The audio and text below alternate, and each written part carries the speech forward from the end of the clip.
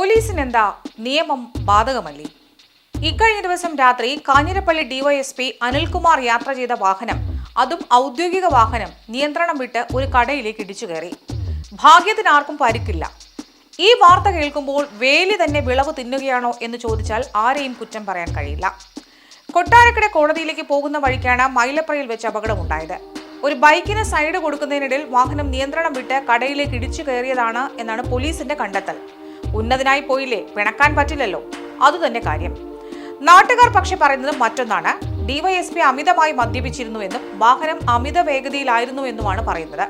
പക്ഷേ ഇത് അംഗീകരിക്കാൻ പോലീസ് കൂട്ടം തയ്യാറാകുന്നില്ല. ഉന്നതനായ പോലീസ് ഉദ്യോഗസ്ഥൻ മദ്യപിച്ചിട്ടില്ല എന്ന് തന്നെയാണ് അവരുടെ പക്ഷം.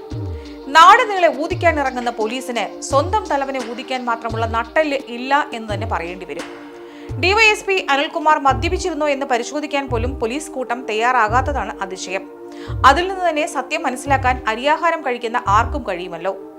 മദ്യപിച്ച് വാഹനം ഓടിക്കുന്നത് തെറ്റാണ്, അതിപ്പോ ആര് ചെയ്താലും. മുമ്പ് ഒരു IAS ഉദ്യോഗസ്ഥൻ മദ്യപിച്ച് മതോന്മത്തനായി ഒരു പത്രക്കാരനെ ഇടിച്ചു കൊന്നപ്പോഴും ഇതേ അനുതാപമാണ് പോലീസ് കാട്ടിയത്. ആ അനുതാപം പക്ഷേ ഉന്നത IAS ഉദ്യോഗസ്ഥനോടായിരുന്നു എന്ന് കാണാം.